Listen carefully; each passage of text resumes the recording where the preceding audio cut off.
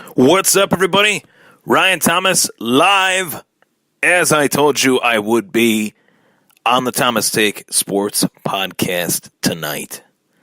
Very excited to talk about the subject matter in today's show. A special edition, nonetheless. Usually the show takes place on Sundays and Wednesdays. Today it is taking place as well on Thursdays. On Thursday this week for a special edition.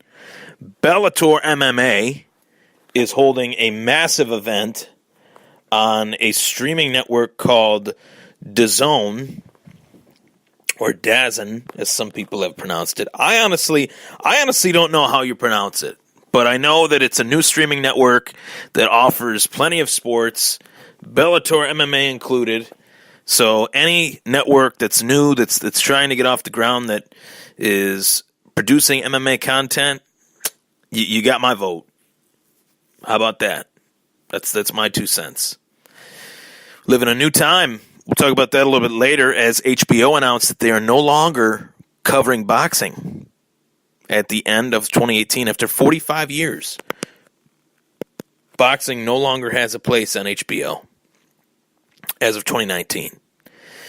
So Bellator MMA is putting together a massive card on this new streaming network, Bellator 206, Bellator MMA 206, and the main event features a fantastic fight that I truly feel was perfectly placed at the right time, coming to fruition at the right time, and that is Gegard Mousasi, the current Bellator Middleweight Champion, taking on Rory MacDonald, the current Bellator Welterweight Champion. And we've seen this take place throughout MMA's history in the UFC, especially high-profile champion versus champion fights. We saw it with GSP and BJ Penn back in the day. We saw it with Eddie Alvarez versus Conor McGregor, and we saw it with Stipe Miocic and Daniel Cormier. We're about to see it again in the UFC, featuring Cyborg and Amanda Nunes, the first female champion versus champion UFC fight. Now we're seeing in Bellator. And Bellator has always been second fiddle to the UFC. Everyone's been second fiddle to the UFC. Strikeforce, the 1B to the UFC, I would honestly say, was the WEC. At one point, the 1A was Pride, and the UFC was 1B at one point in MMA. But that was a long time ago. A lot has changed. The UFC has run roughshod on its competition. But Bellator is churning along. Bellator is actually doing very well. Bellator is actually bringing in fighters with credibility. Bellator MMA is bringing in sponsors with credibility and allowing these fighters to make sponsorship dollars, which is a dynamic in the UFC that has long been gone. It seems like it was an eternity ago when fighters were allowed to wear their own sponsors. There's been a lot of discussion about a John Jones-Alexander Gustafsson rematch. That fight took place 5 years ago. 5 years ago, that fight took place, and you watch the film on that fight, the tape on that fight, and they're wearing their own sponsors. So it's been quite some time since the UFC allowed fighters to wear their own sponsors, where their Reebok was not their official apparel line. Bellator doesn't have that. They let fighters wear Nike. They let fighters wear Adidas. They let fighters wear Everlast. They let fighters wear whatever they want. Look however they want. Dress however they want. There's a lot of individualism in Bellator MMA. You represent Bellator, but you represent yourself as well as a fighter, and I like that. That's the way it should be, in my opinion. So Bellator offers a lot of interesting things as far as that goes. And realistically, that has led to a lot of fighters jumping ship from the UFC. Two of those fighters are the two fighters that we're talking about here in this main event, and that is Gegard Mousasi and Rory MacDonald. Gegard Mousasi could have very well been the UFC middleweight champion, but he was never given a title shot. Rory MacDonald could have very well been the UFC welterweight champion. He was given a title shot, and he was inches away from winning that title against Robbie Lawler at UFC 189, one of the most thrilling title fights in MMA history. If you've never watched that fight, if you're not an MMA fan, I know I have a lot of new listeners and viewers of this show that are diehard boxing fans. They're not really MMA fans. Well, if that's the case, you go on YouTube, type in Robbie Lawler versus Rory MacDonald 2, UFC 189. You will find it in its entirety, 25 minutes of hell. Literally hell in a cage. And Rory MacDonald was one half of that. One of the most honorable performances I've ever seen from a loser in a losing effort. The fact that one guy had to lose that fight and one guy had to win that fight, that they dedicated so much of themselves to that fight and it ended in the fashion that it did, you really felt for Rory MacDonald. And now that he's back on his feet, obviously, in Bellator, as the reigning, defending, undisputed champion, not defending quite yet, but a guy that takes a fight with Diego Lima, who was the Bellator welterweight champion, a stud to say the least, and Lima and Rory MacDonald went through another barn burner. And that raised Rory MacDonald's stock even more. So Rory MacDonald is known as this tough, nasty, durable fighter that really chugs along, that really is one of the toughest, most game fighters in MMA today, whether it's Bellator or UFC or any promotion. Rory MacDonald is known for his psychotic toughness. And then you have Gegard Mousasi, who's fought virtually everyone in the middleweight and light heavyweight division, has a record that is so unbelievable that I think it's something that needs to be stated here. And it's a record that it just shows the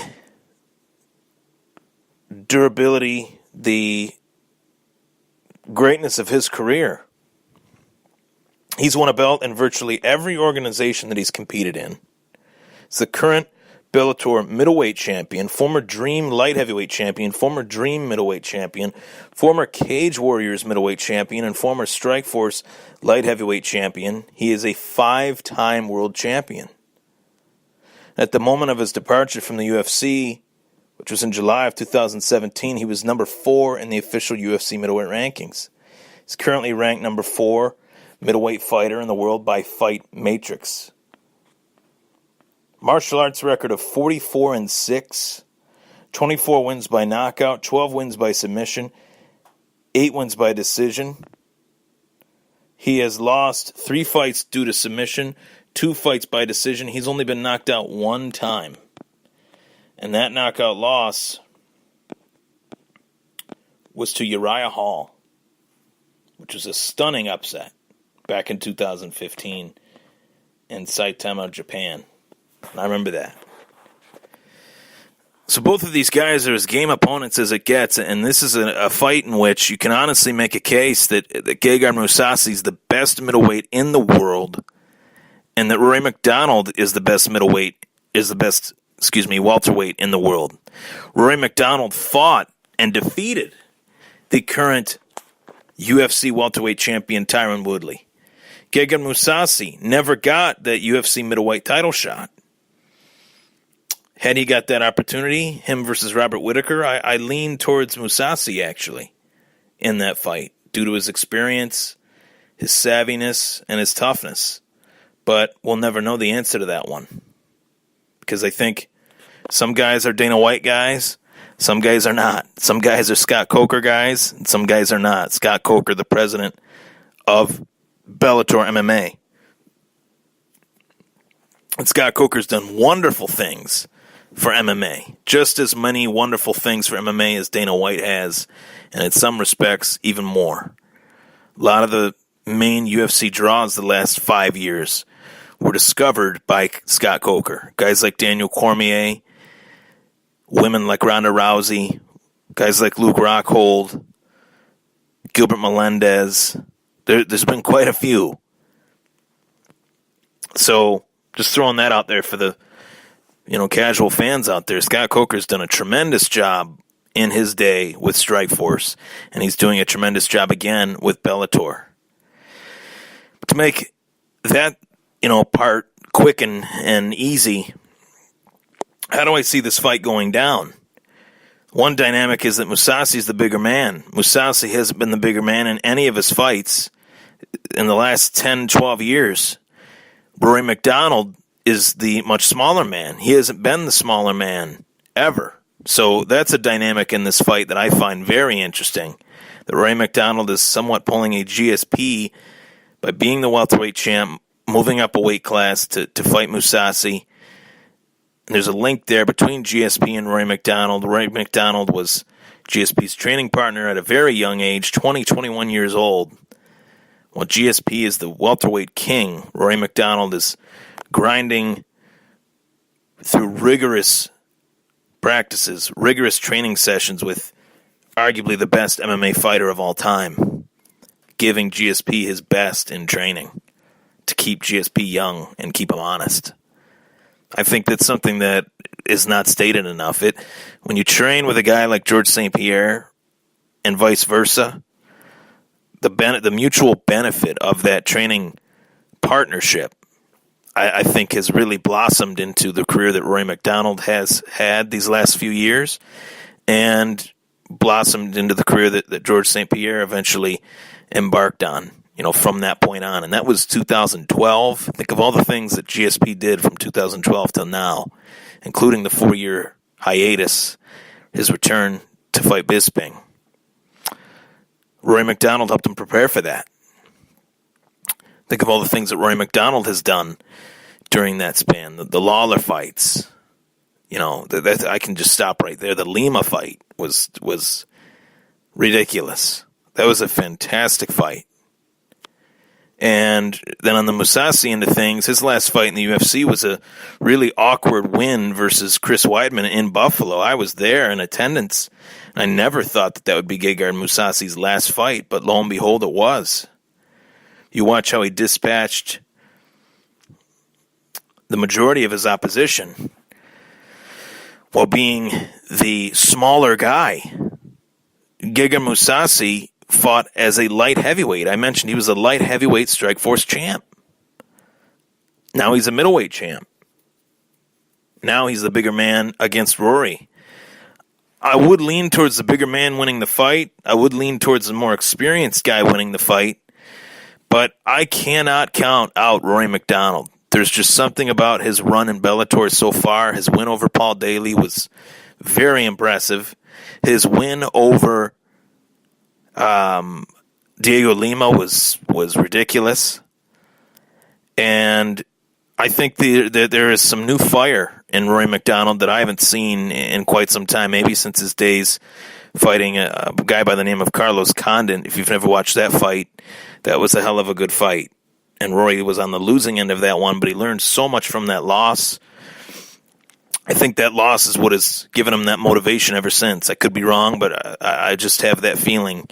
Lost that fight as a young man, 20, 21 years old, comes back from that loss and rattles off a few wins, threw Nate Diaz around like a rag doll, beat the living tar out of Nate Diaz. And not many people know that, but that's the truth. He really gave Nate Diaz an ass whooping unlike anything I've ever seen in a Nate Diaz fight.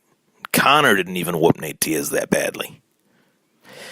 So I'm going to go with Rory for this fight. I think Rory MacDonald is going to be the Bellator welterweight champ and middleweight champ.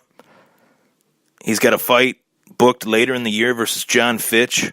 Name one fighter that has two fights booked at one time. There's not many. And John Fitch is a formidable opponent. Maybe he's not what he once was, but we'll see. Can never count out an old dog. So I got Rory winning this one, guys. Take care. We'll be right back to preview more of Bellator 206.